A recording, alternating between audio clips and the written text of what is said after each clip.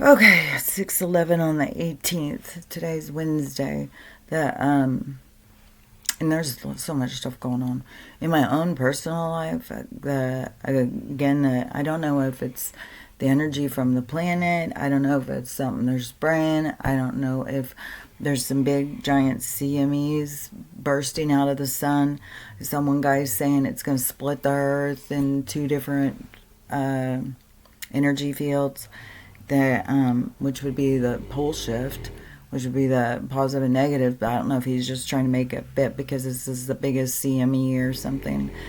So there's just tons of different energies that can be causing or wreaking havoc, and it's obviously doing the same to my dogs. And last night was hellacious, man. I can't even believe it. Because not only is like everything in my body hurting, it is the dogs. Last night, I was even at some point, I couldn't believe it. It was being so hellacious, and I look at the thing, it's like 10:30. I was like, are you shitting me? So then I was up until like, I don't know, 12:30 or 1.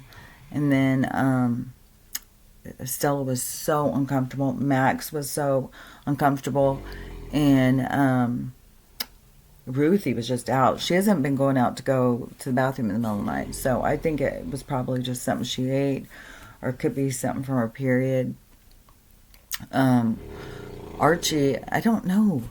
I don't know if he's getting sick too. And I don't know if whatever Max has is he's giving it to them or something. I have no idea, man.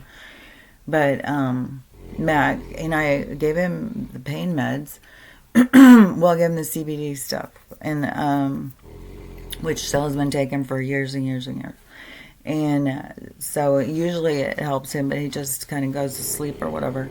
But it didn't last very long, because at 10:30 he was up, shaking his head, crying, hitting the side of his head. And then he was trying to get comfortable, going all over the place. And he came and he curled up right next to me. And that seemed to be the only place that he could get comfortable, was leaning on me. And then I was getting a headache. And well, I had the headache all day yesterday. The Tylenol didn't help. The Benadryl didn't help. And then I kept thinking, I wonder if I'm picking up their headache. That's where I'm picking up what they're having. And so I know, man.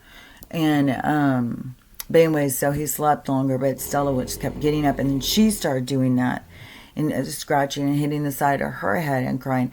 And yesterday when I was petting her and stuff, I found this a few months ago, and it hasn't got bigger, but this big lump, like inside her. It's not on the outside, and in no way would I have him go in and do any of those, where they poke things in to pull it out and see what it is, because all they do is release that stuff everywhere in their body. So, because the TUMOR surrounds something to protect you, and then yeah, and some of them grow and grow and grow. I think that's why you got to do all this cleanse. But anyways, I did feel that. And then she still, ever since she had gotten sick, she still has something going on over here. The only thing is they said they decided it was an inner ear infection, which it didn't act like an inner ear infection, and it went on for a long time. Those only last a short period of time, like 2 weeks. And so I think it was something more severe than that, which it's a stroke made the most sense to me because of the droop. And this eye still is like, one of her eyes is more open than the other one. And but they said, well, it could be brain tumor or something. Well, to get like MRIs and stuff on her is thousands of dollars. They have to, it's a big ordeal because of her size. So, so there's certain things that's just like, I have no idea what it is and what's going on, but I've wondered because of this side. It's like, well, she could have something growing in there, and then it could be also hitting into a nerve and causing a problem. He could have something. I mean, he's definitely not getting better. He's not getting better, so at all. He's definitely getting worse. but he still is happy to eat. And they're happy to go outside and bark at things and stuff. And today it's supposed to be really sunny. We're going to sit outside a lot. And tomorrow too. And then Friday it goes back to being cloudy. And then yesterday we were sitting out because the sun was pretty blasting. So I decided to sit out with them. And but it had these really weird big cloud formation things. And earlier in the day I saw the Nibiru lady on. And she was showing this. She was showing the sky, and she was showing the different skies. She's like, oh, that's the sky of, I don't remember the planet she was saying. It wasn't ones that we've, like, are typical to us, that we've heard of. Like, oh, that's Venus's sky, that's Jupiter's sky, that's Saturn. It was some other planets. And so she was like, that one's their sky, that's their clouds. That one's their sky, and that's their clouds. You can see the outline of their planet. Then over here you can see, and then she showed there was like all these meteors going the way the clouds were moving and stuff. So she was showing a whole bunch of stuff. And it's like this merging of these skies, which I've said for a long time. It's like you look up and there's like 3 different skies up there. Well, she goes through and shows like there's 3 different skies up there. And she shows like the planet. This is, you can see the outline of this planet. You can see this one, and they're huge, huge. But you gotta think of it as these aren't planets coming at us through space. They are emerging of different realities and realms of reality, interfacing in a change of vibration. And so, and I don't know if they're always going to be there, if they're just kind of coming in and out at this point, because we're kind of going in and out of vibration. But but anyways, that's what I see when I look up at the sky. And so after I'd seen that video and I was out there looking, or maybe I saw that one. I don't know. I saw it yesterday, and I saw the sky yesterday. And I was like, that is totally different skies. I've been saying it and saying it and saying it. And I don't even give a shit anymore how crazy I sound. It's like, it's just like it's a roller coaster, man. It's like sometimes you just feel like beat down, and other times it's like, you guys just don't see. It's just like, I don't know. It's like, God. So, anyways, the sky was looking totally crazy. It was like, even the colors. It was like over here was one color, over here was another color, over here was another color. And it just looked crazy. And then on top of it, they're up there just going to town, right? You know, and then that's coming down. And so then you get the allergies and worse. You get even worse than that. And then whatever's going with the energy, and who knows, like, is it these things coming into our vibration that's also creating some energy? But so they all were like being up and super uncomfortable. Like I could tell because the energy was intense to me. And so I kept thinking, you know, is this the energy, or are they just getting so bad? And one thing about Max is that he has taught me perspective on Stella. And kind of Caleb, or my daughter, when she was here, she kind of dropped some little nuggets that made me think deeper. But he's the barometer of my perspective. And so his pain and me being willing to take him in to end his pain gives me a perspective on Stella. Because it's like, why am I making her suffer just to be here for me? And so I was feeling like, man, if she is this freaking miserable, like, how could I do this to her? Why would I just make her suffer just to be here for me? And so it was really getting to me last night. And I was even up looking on Amazon to order those little nose prints and paw prints and stuff. And then I was thinking, man, do I message my brother because he's leaving Friday and say, I don't think they're going to make it till you get back. And maybe, you know, we need to dig the holes. And I was like, maybe I just need to do a cremation. I don't know. My mind was just swirling around like, what the fuck, man? And I'm thinking, man, is the med bed that close? Is that even, like... And then I was just like, okay, just calm down, Kelly. Just relax a little bit. And it could be just the energy, and then they'll go back to feeling fine. And, whoa, did you see that? God, that was creepy. So I was talking, and all of a sudden I froze. And man, that was creepy, because when I looked at myself, I was frozen. I don't know if I've froze more times. Yeah, because I was just talking to Crystal in the comments of how things are glitching and not working right and buffering. God, that just gave me the creeps, because I was moving, but the image of me wasn't moving. God, that was so creepy. Oh, God, everything's weird. God, everything's so weird. So, anyways, where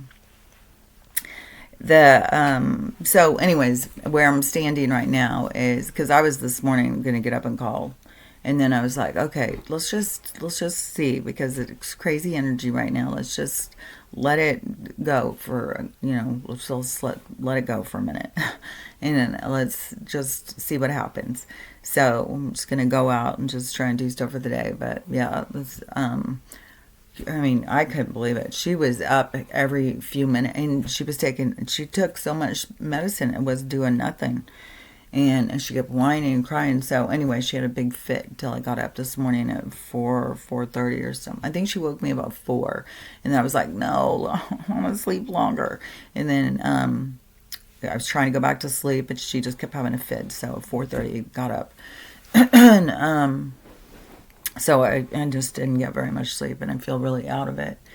And so that's where I'm at right now. But yeah, now I'm feeling more like I can't just put her through her misery just so that she stays with me. I'm hoping medbeds come, but it's like maybe, she's done with this life and ready to move on to her next thing.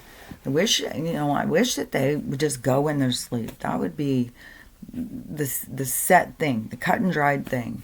It's like, man, it's just the whole thing. When it's like, are you going to put them out of their misery, or you're just going to let them sit there and be miserable? And when you're watching them be miserable, it's fuckery, man. It's like, God dang. So, anyways, that's what I got going on with the dogs. And today we're going to lay outside and listen to music and just kind of chill and probably fall asleep in the sun. Tomorrow I may be bright red. But anyways, there was a few things to talk about. There's all sorts of there's so much weird stuff going on. Yeah, I don't even know. They got buildings starting on fire. They've got all sorts of stuff going. But the big meteor thing that went, I was just like, no way, man. As soon as they come out and start giving us a story, then I'm just like, nah, nope. They're trying too hard to tell us. They're trying to lead us. And so with that huge boom that went so far, and everybody could hear it was shaking their houses and stuff. And so right away it raises suspicion for a lot of people. And so some people think it was something headed our way, and it was, down. And then some people think it was, it went and then it crashed, where it was, because we're in the middle of WW3 situation. And so, who's blessed and where's what coming from and stuff. Then there was also, if you remember a couple weeks ago, I think it was, that they said that there was 3 ginormous meteors headed our way, and they were like, I don't know, the size of a football field or some huge meteors, like Armageddon Day or something. And they're headed our way. They're going to crash, but they don't know where they're going to crash. They could crash anywhere, and it could take out a whole neighborhood or something. So they're watching this stuff. And then for them to sit there and say, oh, one got past us, just blew right in. Nobody knows. Nobody knew. And for it to be that huge, for such a huge area, I don't know. I don't know. We could be under attack by our own people. I forget, because you have that one side. One side is for the people, and the other side is for the corporation. So it's one. It's not the ones that are for the people that would be going after us. It's the ones that are for the corporation, the big bank systems. So they would be the ones that would be attacked, that we're under attack by. And then they have their own little army that's under a lot of different titles: ISIS, CARTEL, all the GANGs, because because I was just all of a sudden I was seeing like these, even like Crips and Bloods or something, like these different kind of gangs, and the suppliers, because the supply doesn't get through. Even when they do those big busts, oh, we got 100 million pounds of this and all that stuff. It's a show, because they are in control. The agencies are in control of how things move through, who's selling what. So when they try and tell us that it's out of their control, that's just a sidewinder. It's not true. They are just trying to mislead us. But yeah, they're in control of all that stuff. So even if a GANG doesn't think that they work for the man, they do. So because they're all under, it's kind of like, God, it's kind of like having undercover people be, the drug lords or something. So it's kind of like they're in control. That's all I can say. That's how I see it. So but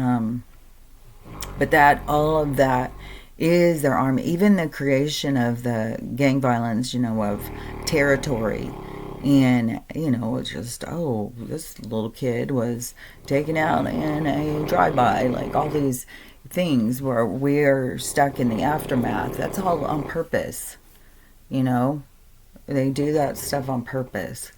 And so they want to terrorize us. They want to terrorize neighborhoods. They want us to be in fear and be controllable. And they want us to be able to think they're going to save us through their grants and creating new things, however they word it, so that it's going to protect us and help us, but it's all a facade.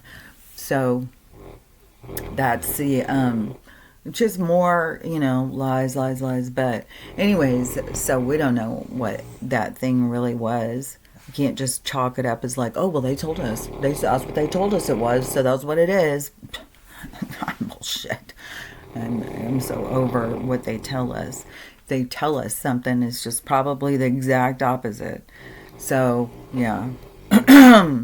So who knows what's going on? There's gonna be more of it though, and then who knows if these big meteors are really gonna come in and blow up some neighborhoods or something, because they said that a few weeks ago and they didn't know when to expect them. Then this one's gonna just get by. Then there was a whole weird thing in I think it was in Texas, and it didn't just come in, it started doing circles. It was going up and down, like, oh, this big dramatic weird thing it was doing, where people are like, what is that? So there keeps being more and more of this weird stuff up in the sky. And then they've got, I don't know, it's kind of like an added confusion to be in this WW3, where it could be this, it could be that, it could be blue, it could be, I mean, they put so many things out there that it could be, that it's like you could drive yourself crazy trying to figure out what it is.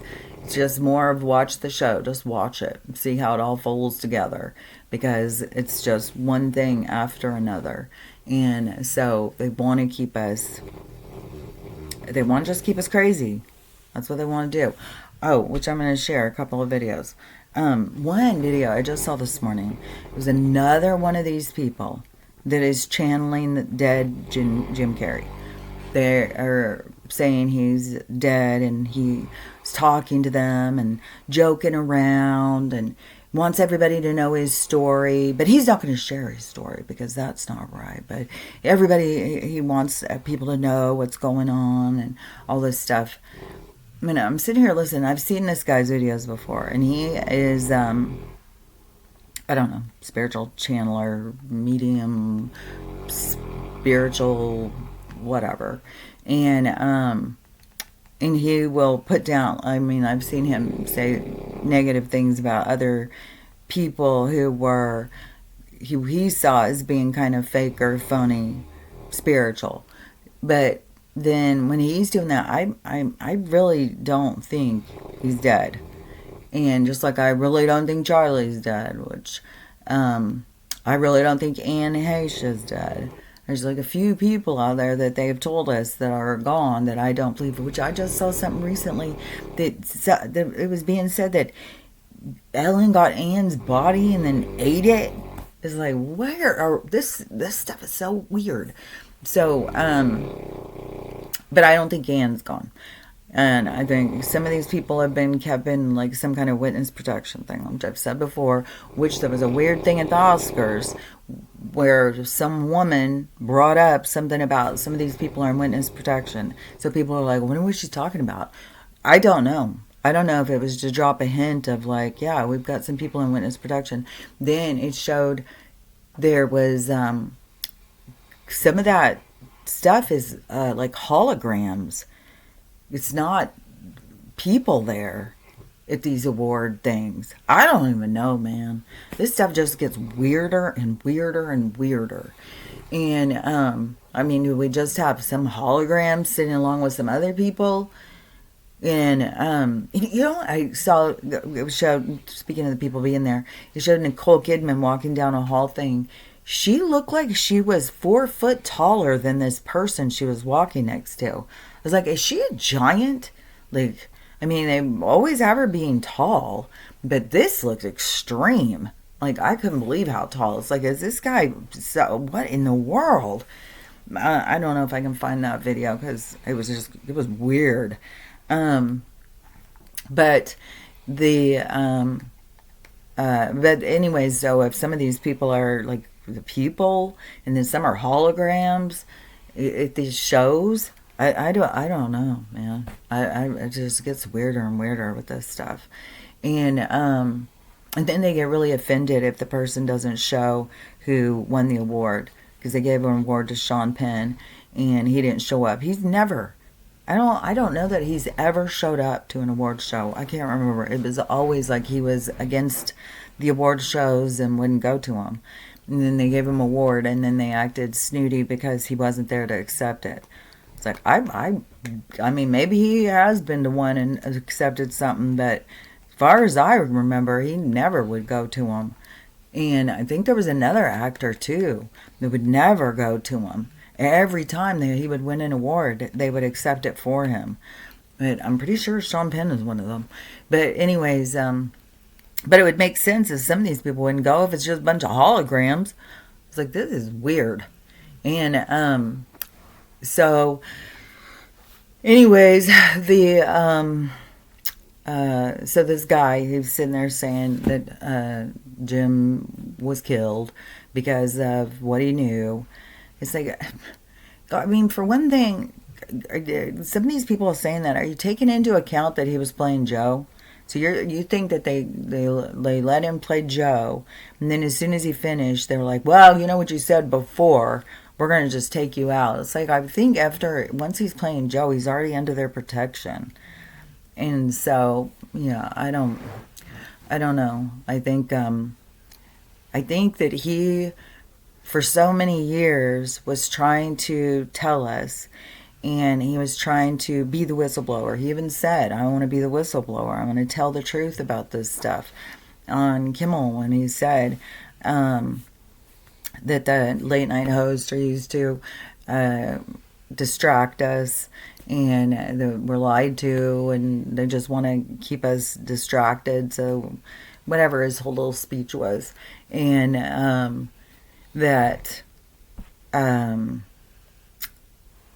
so he wanted to, and it wasn't just that. I mean, there was a lot of times, every time that he would be talking after a certain period of time, and I don't know what, if it was his girlfriend dying, which I think she was probably taken out because he was speaking out, and that's what they do, is try and shut you down.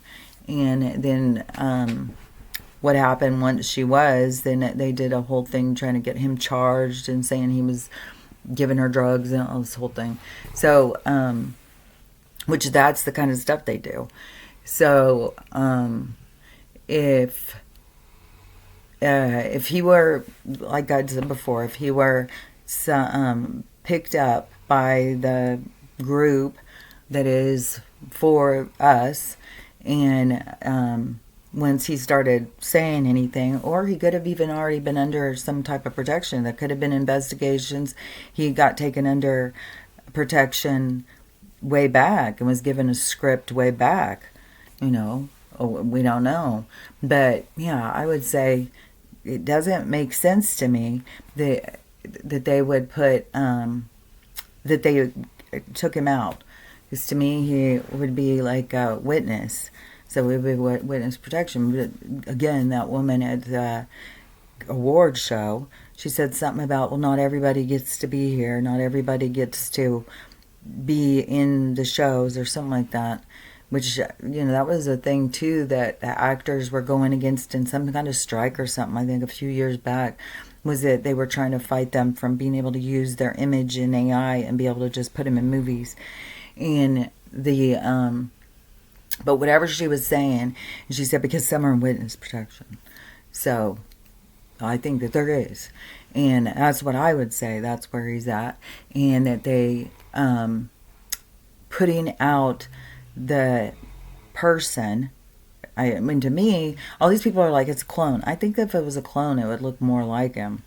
And I think this guy was not. Just like how Joe kept changing sizes and stuff, I think that they were making him deliberately look different.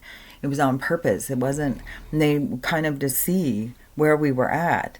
If we were going to take notice and what our reaction would be. It just glitched again. God, that's creepy. So if it was that he was going to be see what our reaction is, so that they could, because they're kind of like trying to read where we're at. And that was said, I think Juan O'Savin said that a long time ago, like in 2020, that they were in our comments and stuff. They were reading, they were trying to calculate where we're at in our awakening and what we're willing, what we can accept, what we take notice of and stuff, and how we feel about things. And so if they deliberately put out somebody who looked different but passable, and then had him act different, like he was just way too, I don't know, demure, or this, I don't know, just that wasn't him. And so then to calculate like where we were at with it, so that they could expose, I think it would be more exposing about the fake world and the people in masks and stuff, and how we're being tricked all the time, because it's not just clones. And then this guy who was reading his dead self today said that he was, they took him in and cloned him. I think that they cloned him a long time ago. I think they take their cells a long time ago. I think it's probably part of their contracts. And some of these people may not even know that their cells were taken. It's real easy, I mean, you can have them drink out of something and swab it. There you go. Here you got it. So it's not that hard. So I think that they take them, and then I think that they try and mass produce them. And because when somebody's got something, they want to try and reproduce it. And he had some natural ability, a natural title, talent, a natural charisma or something that they wanted to replicate. So I don't think it was like, oh, well, you've been bad and you've talked bad on us, so now we're going to kill you, but we're going to take you in and get your DNA real quick, and then we're going to kill you, but we're going to do it nice and soft. We're not going to make it hard. And so this guy said, so he had a really easy death. And And Jim's just so excited over there on the other side. I was like, how does this guy not, why does he not even consider it could be a trickster that he's talking to? Or could be just an interfacer. Like they could have, because all this stuff that's happening, and you have all these people out there just, channeling and all that stuff that they're interfacing with them and misleading them, and just to create more confusion. And you have all these people that are so spiritually egotistical that they can't even imagine that. And he says, he's an energy reader, and he knows that was Jim's energy. It was like, wouldn't you have to know him? Like, I don't know. So, anyways, but I think that there's some kind of an operation at work, and something is going to be exposed, and I think that maybe some of the people who will come back out, but maybe some of the people just want to be like Elvis and just go live a normal life and just be like, no, that guy died, I just look like him. And I don't know, because I think that Bob Joyce is Elvis. I do think that there's just way too many things. Like, how was he married to Elvis's girlfriend, and he ends up marrying her? His kids look like Elvis. Like, I think that's Elvis. But you could see, like, Elvis already had gone through his whole thing. I mean, he couldn't go anywhere or do anything. So his only way out was to die to all of us so he could go and live his own life. Otherwise, we were just sucking the life out of him, He wasn't getting to have his own life, which that happens with a lot of these celebrities. They get taken over by the public, and they don't get to experience life on the same level as the rest of us. And and that's a big desire. Even that one person who was channeling all those other movie stars that I talked about a while back. And it was the moms, it was two different moms whose sons had died. One, I think, died in a car accident. One died by suicide. And both of them were coming back and meeting up with their mom and talking to their mom. And so they were talking to people on the other side. And they were both talking to people who were famous in this life to us. And when they would talk to them, those people, when they would say, what life did you like and stuff like that, they weren't all keen on the ones where they were famous. They liked the simple lives that they lived, where they got to just go and have a family and live an experience and stuff, not just be it's like there's a dark side to everything. So anyways, but I think that happens to a lot of people. Like, they want to be up there, they want to be famous, they want to go and be it seems like it's going to give them all of the answers or the acceptance or what they want, but really it ends up kind of caging them and holding them trapped. And so everything has a good side and a bad side. So anyways, but we'll see. And I don't know, maybe he won't ever come back out. Maybe he'll just stay hidden, but I don't think he's dead. I don't care how many of these channelers, and they're all given different stories besides. And and I do think that there is these interlopers, these interfacers. There's people who are in this other realm in communication with people who are like tricksters that are making them believe one thing when it's not the truth.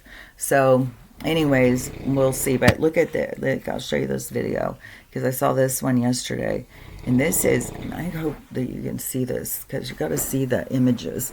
But I talked about this before with this spiritual community getting more into like costume, more into like a character, like their spiritual character.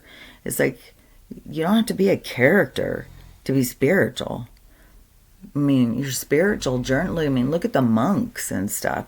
That's who, to me, is the role models of people who are on a true spiritual journey. But they're kind of going more into that becoming their whole existence, where I was talking about before, that is not exactly a positive thing when you're here to learn, when you're here to experience, because then you're kind of keeping yourselves in the spiritual rather than in the physical. And but even there's people here who are there to show us. So, but anyways, so when you look at the monks and stuff, it's like the shedding of all of the fakeness. It's the shedding of all of that, which I just saw I don't know what he is, but he said he's been going around talking to, I don't know if he's a reporter, if he's a model, I don't know. And he's been going and talking to all these different agencies and stuff. And he said that the big thing that all of them want now is natural. They don't want nothing done to people anymore. And so things are flipping away from this artificial, phony kind of beauty standard, and flipping into just be your normal, natural self. We just want normal, natural looking people, not all this freaking fake looking, robotic looking faces. So anyways, that is a thing that they were saying. But anyways, so a lot of people, they would go into this, like, their spiritual character. And I see it all the time on TikTok. There's so many. And but this is like, you're shedding those kinds of things. You're just becoming just you. You're not some full-blown character. Wait, and I'll show you what I'm talking about. So let's see if I can make sure I get it. Oh, let me turn it up too so you can hear them. Especially over Miss snoring. Kept me up all night. It's too snoring. Let's see if I can get it to start. Ah, God dang it. Let me find it again.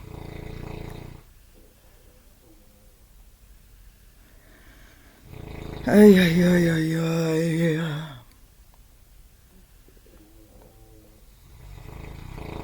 This personality type.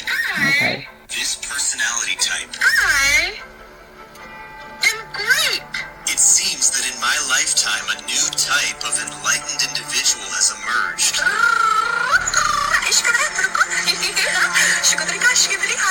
Someone who claims to be able to channel godlike entities. The energy of the blue aliens. And aliens from other dimensions. Here are 3 signs that you might be an Arcturian starseed. They appear to be and present themselves as being extremely spiritual or in touch with otherworldly phenomena. Yes, we are here. We are here. We are very happy to be here. Yes, indeed. Yes, we are here. But what's really going on here? Are these people part of a new spiritual revolution? Or is it simply an identity where people display themselves on social media as spiritually enlightened? Can living like these people suggest actually make your life more this personality type? But see, like, how they're like trying to play it up or be some kind of spiritual character or something. It's like, and then they're all talking to all these people. Like, everybody now is talking to all these people. So I don't know, man. I'll show you the there's another thing I was going to show you. What was it? I can't remember what it was. There's tons and tons on the meteor thing. I'll show you the one of the guy who's saying. But did you kill them all? There was a woman that wanted to find. Swallow us all. Rosenhound. I put one ball. This was yesterday in New York. The smoke and fires in all those buildings. Money bending is the same. No cut, you could already see the. My people, the Lyrans, have fought these evil serpents for many lifetimes, all throughout everybody. And Jim Carrey his luscious, beautiful beard. Around 2022 was when he was gone from this planet, from what he was revealing to me. And it's kind of funny because he revealed it. He's like, around the Will Smith slap. That was when I was gone. Oh, I've been gone for years. Like, I remember, like, his voice was just like, obviously I can't do his voice, but he was just talking like that. And he was so just like... No way, man. Just no way. I didn't even hear all that part. I mean, that was... So then he wasn't Robotnik. He didn't play Robotnik. So they rolled out those... I mean, does this guy... Like, what? He didn't play Joe. He didn't play Robotnik. And then why wouldn't they keep the Jim that we all thought was the real Jim then? Why did they bring out this other, it doesn't make any sense. It's like, I don't, man, it is weird. These people just say stuff. It's so weird. And it seemed like there was something else I was going to say. It was a really interesting, Here's how to get... Gather around. Here's how to get... If you aren't careful... There was some interesting, because I'm still on this algorithm with the alienated kids thing. I guess, let's see, where am I? I can let you hear this one. I think there was two. Let's form the reading circle and talk. In the comments. This is complete speculation. Now it means I don't want to engage in this conversation unless I get this guy. I've never seen him before, but today. 5 phrases I hear adult children using to shut down their parents and their partners with therapy culture. Once you hear it, you can't unhear them. Number 1, that's triggering. Translation, this is uncomfortable, so I'm elevating it into psychological danger. Triggering used to mean trauma flashbacks. Now it means I don't want to engage in this conversation unless I get what I want. And PTSD itself is one of the most over-applied diagnoses. In one study, only about 30% of people given a PTSD label actually met the criteria. Number 2, you're invalidating my lived experience, and that's gaslighting. Translation, my interpretation is unquestionable, yours is automatically abusive. Gaslighting once meant calculated psychological manipulation. Now it just means you disagreed with my memory. Academic research shows memory is deeply fallible, especially emotional memory. Research has found people confidently remember events that never happened. Emotion, reshaped recall, suggestion, and conversation can alter memories, and people mix imagination with memory without realizing. This phrase flips reality instantly.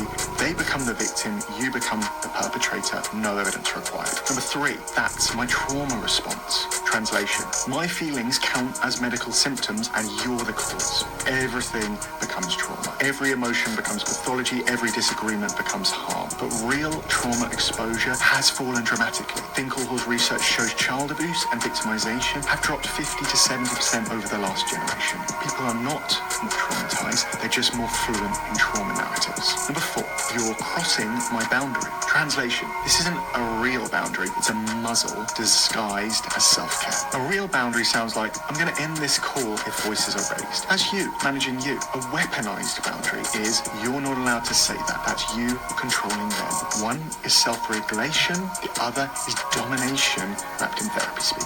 5th and final one. This conversation is unsafe for me. Translation, I don't want discomfort, so I'm reframing it as danger. Unsafe no longer means unsafe. It means this is emotionally inconvenient, and because diagnosis is now treated as sacred identity, questioning anything becomes abuse. Meanwhile, the research is brutal. Wakefield and Schmitz, 2013, found 60% of depression diagnoses are sub-threshold. Mojibay, 2010, found most anxiety diagnoses don't meet DSM criteria, meaning people are weaponizing labels that aren't even clinically accurate. These 5 phrases don't build understanding, they block it.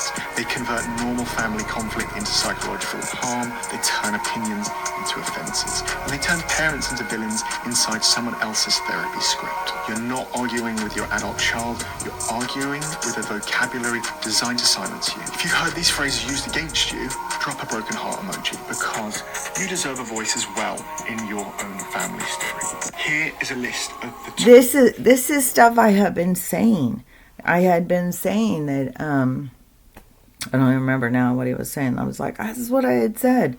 Was, I gotta see what it July was. 2010 found most anxiety. Oh, about the labels and whatnot. Diagnoses don't I don't know. But this is the same stuff I've been saying. I can't think of it, but anyways, I hear it as being the same stuff as I've been saying. Let me find. He had another one this morning that was good too. Let me find it. I've never seen him before. And the other one, hopefully you can understand him because he has some kind of accent. This is the other one. Oops. Mental illness has become both a weapon and a shield. At the rate diagnosis growth. In 1973, a Stanford psychologist faked mental illness, brought in 7 sane people, and every psychiatrist missed it. Listen up. This study is the Rosenhan experiment. Here's what they did. 8 volunteers turned up at a mental hospital, no history of mental illness. They say one thing, they hear voices saying empty, hollow, or thud. Then, once admitted, they act completely normal. Eat, sleep, converse, take notes, life as usual.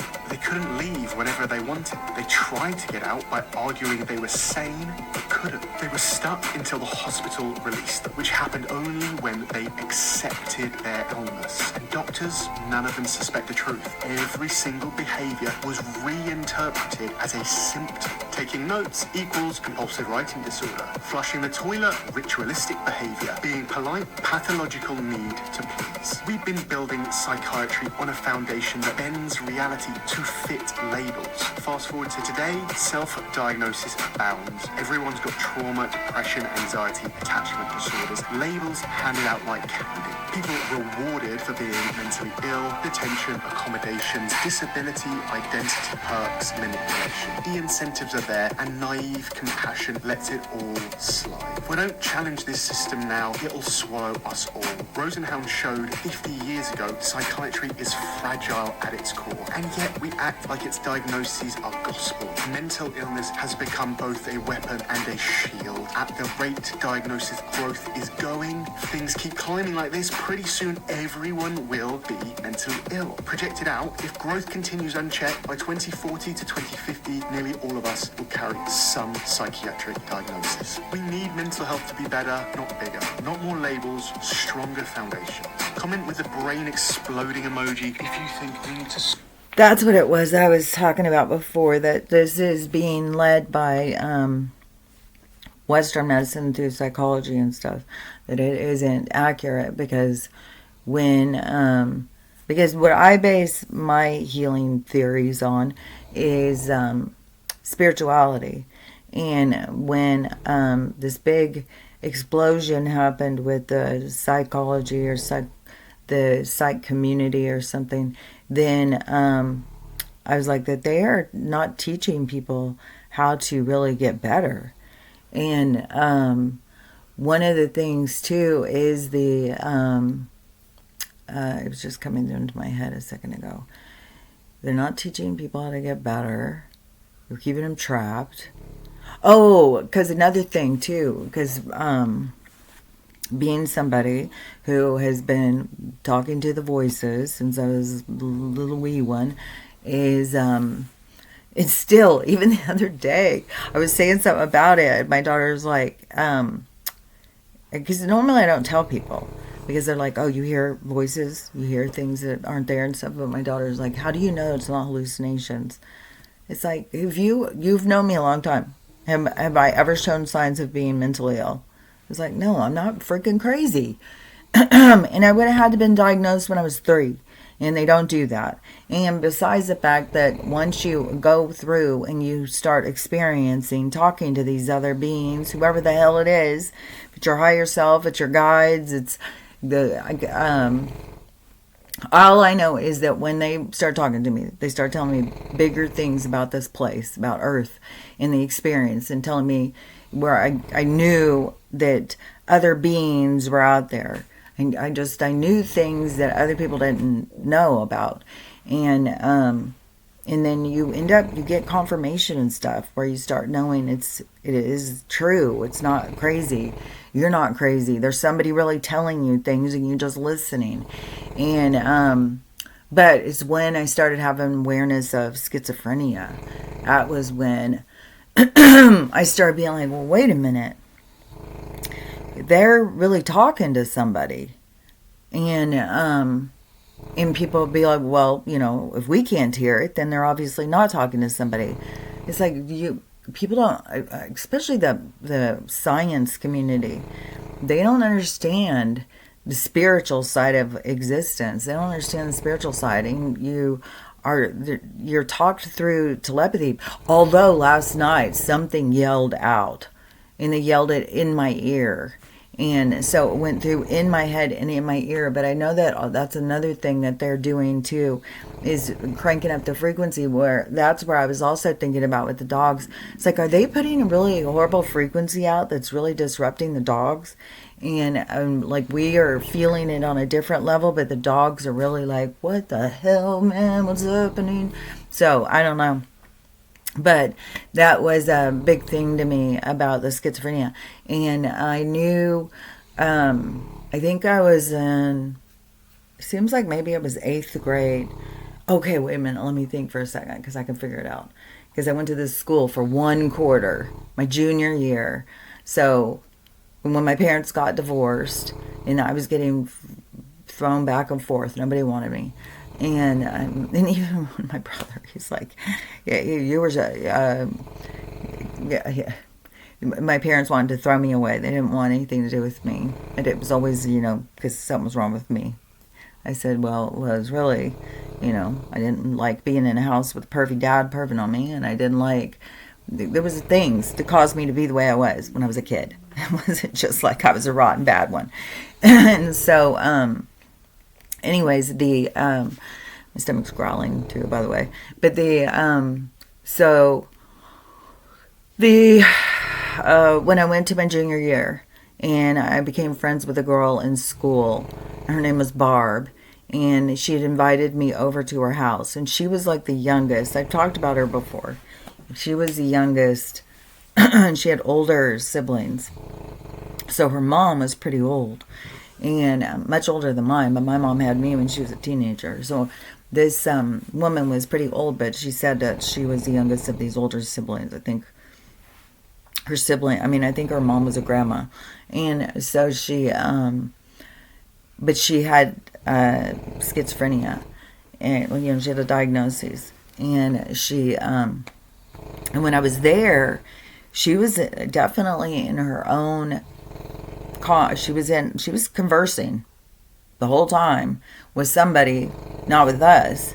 And so she was like, it's like they're kind of mentally trapped in another realm. It's like that realm pulls them in more and more, kind of, because they get louder and louder and louder.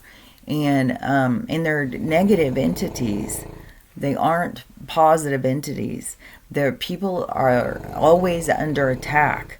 And these, and then when they go to the doctor and start trying to say, this voice or this being, because it's like, what do you have? Auditory hallucinations? Do you have visual hallucinations? And so if you hear them, it's auditory. If you see them, it's visual hallucinations, because it's not real. It's like, it is real. And so it still trips me out every time I say it is real. It's just weird. It's like they named that. I swear to God, they named it that for some. There's something about that. But so, and she would be preparing for Jesus. He would be coming to dinner, and she would be going around and cleaning and doing stuff and talking the whole time. And I can't remember if Barb was embarrassed or not. But I was just fascinated. I was fascinated by it. Man, I keep moving weird. So I was very fascinated by the whole thing. But then later, a few years later, I had a boyfriend whose brother was schizophrenic. And he would also do the same thing. He would walk around talking to somebody. And they, so I had seen both of them. Then, and I was always fascinated by mental health. especially because of the trauma that I went through as a kid. And I really wanted to be a psychologist. I wanted to help people. I wanted to help kids and stuff. And but then the schooling was too much, and I was not a good student. So I didn't go in that direction. But then once I became a nurse, that's what I wanted to do, was be in psych. I wanted to be a psych nurse. I wanted to be a psych nurse practitioner. But then I got my brain injury. But but I did make it to be a psych nurse. And so when I would talk to my patients and stuff, then I would see, they were always under attack. And they were always being told, and they would get real focused on religious stuff. And it's because this world is a spiritual world. It's not like they're just getting focused on religious stuff. They're getting focused on, just the same as like when I was 3 and I didn't understand who was talking to me. And I thought it was the angel on one shoulder and the devil on the other, because that was the only perception that I had at the time of these entities that were talking. And so it wasn't just one thing. It wasn't just one voice. It wasn't just like my higher self telling me something. I had the negative telling me too. So I had the positive and the negative fighting in between. I was in between, and I was, having to decide which direction I was going to go. And I made the decision to go with the dark, because I don't know, it pulls on your ego and stuff. It knows how to talk to you. It knows how to pull you in. So, but the light made sure that I knew, the gravity of the situation. And so that was a good lesson to learn, when you're young. And so I knew that was real. That there really are voices talking to you. There really are beings. There really are ghosts. There really are aliens. There really are all the things you can think of. Monsters. The world's ran by monsters. And so, and I knew all that stuff was real. So when the people would be being told that it wasn't real, that was, I just really lost my respect for that mental health community. And then on top of it, then when this whole thing started about feed into your victimization, feed into your pain, poor you, that is just holding you trapped. That is not pulling you out of the trap. That it is exactly like what that guy said. It's just like giving people labels so that they can find their identity. And it's crippling. And you don't want to find that as your identity. You want to pull free. That's the time that we're in right now, is this freedom to be you, this freedom of identity. And then creating the confusion, because boundaries is a big important one. But using boundaries as, don't say things I don't like isn't a boundary.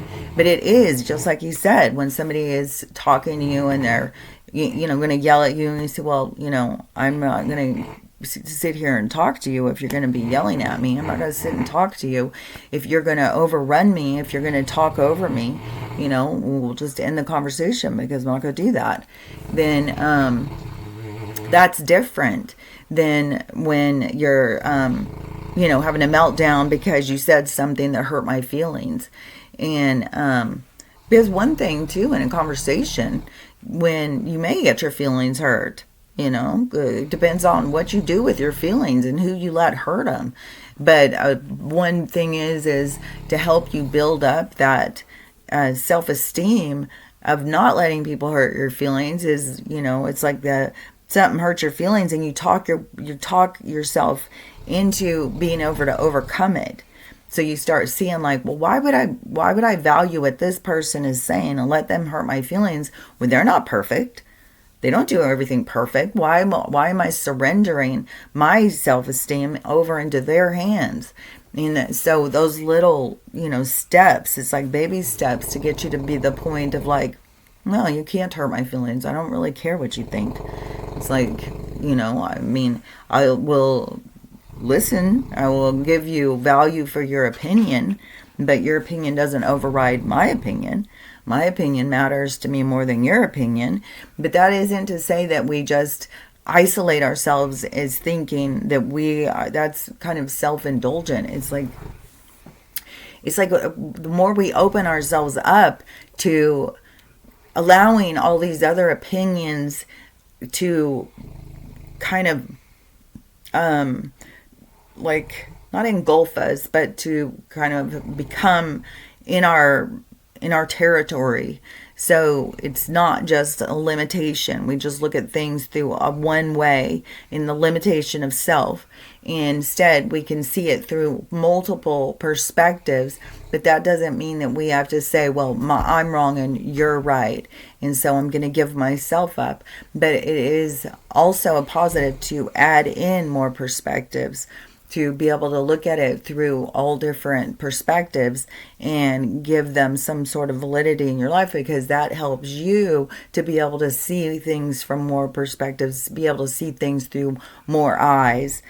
So, and that is a big part of evolution.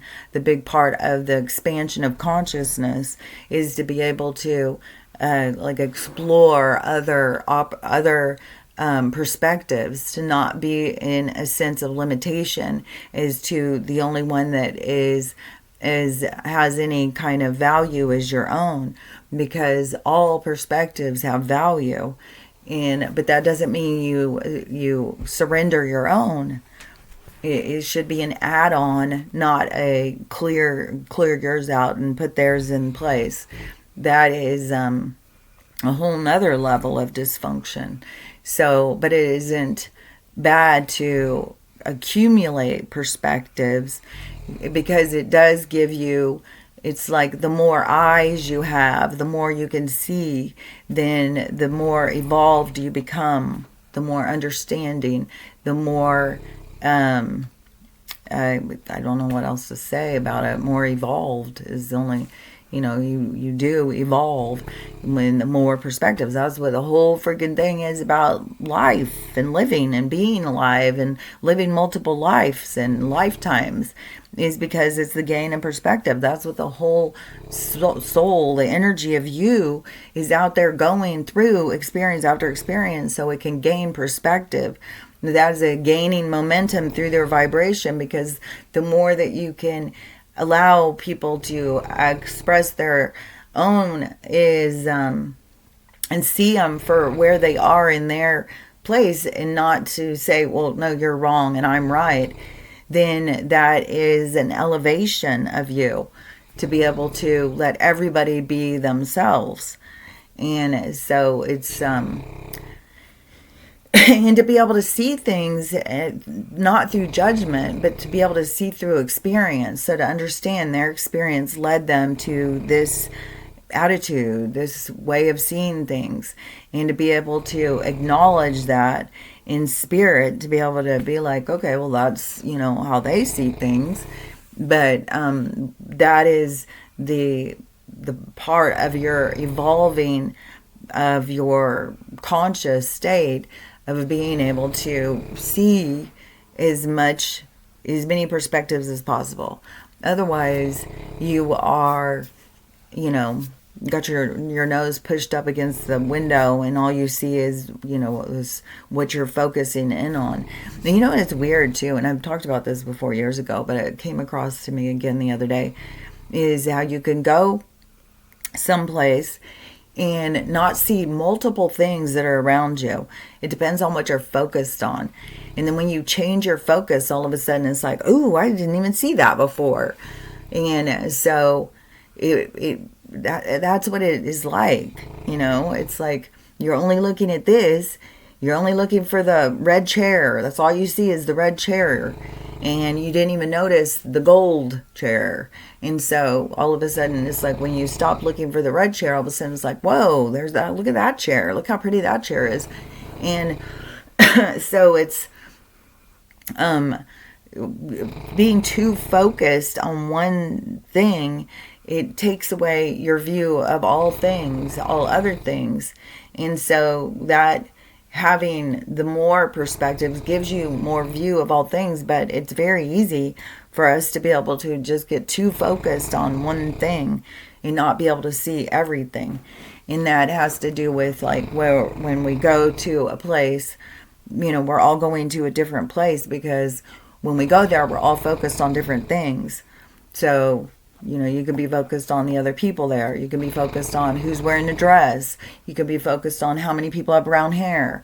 You can be focused on how many people are wearing glasses, how tall the people are, what color the furniture is, what color the walls are. It just depends on what you're focused on. But when we listen to, oh, well, they're focused on this, they're focused on that, they're focused on this, and then we start being like, oh, I didn't notice that. Oh, I didn't see that before. Then it's an expansion of our visual, of our view. And so, and that's, what we're looking to be is more, bigger, better, evolved beings. And so, so it's a positive thing, but it is a thing that you have to overcome because it's differing opinions. And so being able to accept differing opinions, and then especially when they have created such a hot topic, like there's certain subjects that are super hot and very explosive and dynamic and divisive. And so those ones, people are really handicapped by their emotions at this point, and they're not able to control their emotions, so they succumb to the gravitational pull of the theory or the topic. And so the more that we can overcome our emotions, the more that we can accept other viewpoints. And all viewpoints are valuable and valid. Nobody's perspective is invalid. It all depends on what you have gone through your experience and how you see things. That's all it is. It's your view of life from where you're sitting at this point. And as soon as you get up and you move to a new seat, you're going to see things different. And that's the whole point of going through different lives, because as soon as you change into a different one, you see a whole new world.